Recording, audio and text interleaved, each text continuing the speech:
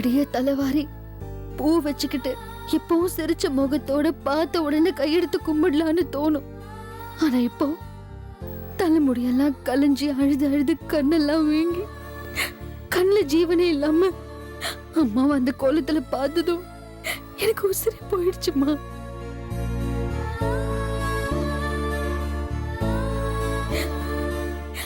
அம்மாவுக்கு சூதுவாது தெரியாது.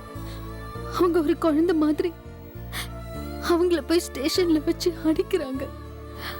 பைத்தியம்னு சொல்லி ஆள் ஆளுக்கு அசிங்கப்படுத்துறாங்க. அந்த நிலைமையில கூட அம்மா நான் தான் அவங்க திவ்யான்னு சொல்லி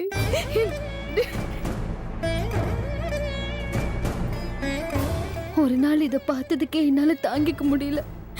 என் தம்பி தினம் தினம் இந்த சித்திரவதையை அனுபவிக்கிறான். அவனுக்கு எப்படி இருக்கும்?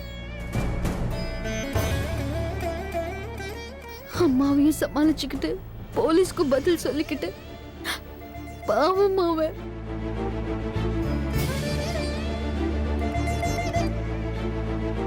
என் கண்ணு முன்னாடியே இதெல்லாம் நடந்தப்போ கூட நான் பல்ல கடிச்சுக்கிட்டு பொறுமையா தான் இருந்தேன். ஆனா என் பொண்ணு தேடி கூட நான் அம்மா என் கையை பிடிச்சுக்கிட்டு கெஞ்சினப்போ என்னால தாங்கிக்க முடியல. ஐயோ உங்க பொண்ணு நான் தான் அம்மான்னு அவங்கள கட்டி பிடிச்சு கதர்னு போல இருந்துச்சு. ஆனா கடைசி நிமிஷத்துல நீங்க அப்பா சத்யா எல்லா ஞாபகமும் வந்துருச்சு. அப்படியே மனசு கல்லாக்கிக்கிட்டு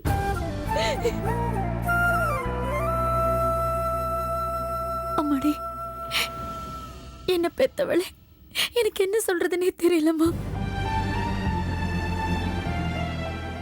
உன் அம்மாவும் தம்பியும் உன் முன்னாடியே அவ்வளவு அசிங்கப்பட்டிருக்காங்க. நான் தான் திவ்யான்னு ஒரு வார்த்தை சொல்லியிருந்தா போதும் அவங்க கஷ்டம் எல்லாம் பஞ்சா பறந்து போயிருக்கும். ஆனா எங்களை ஒண்ணு சேர்க்கணுங்கிறதுக்காக எல்லா வழியையும் தாங்கிக்கிட்டியம்மா. நீ சாதாரண பொண்ணு இல்லம்மா, என் சாமிம்மா. இல்ல அதுக்கும் மேல சத்யா இருந்திருந்தா கூட இப்படி எல்லாம் பண்ணிருப்பாளான்னு எனக்கு தெரியாது. தத்தெடுத்த மனுஷனுக்காக உன் குடும்பத்தை மறந்துட்டு இவ்வளவு பாடுபடுறியே, இந்த மனசு யாருக்குமே வராதுமா. அடுத்த ஜென்மம் ஒண்ணு இருந்தா நீதான் எனக்கு மகளா பிறக்கணுமா. நேத்து வரைக்கும் மனசு ஒரு நிலை இல்லாம இருந்துச்சுமா.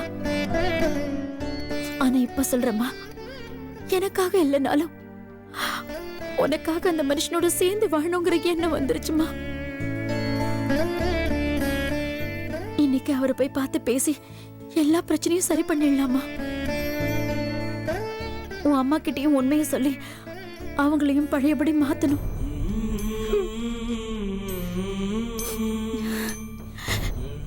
நீ உன் அம்மா தம்பி நான் உன் அப்பா எல்லாரும் ஒரே குடும்பமா சந்தோஷமா இருக்கணுமா.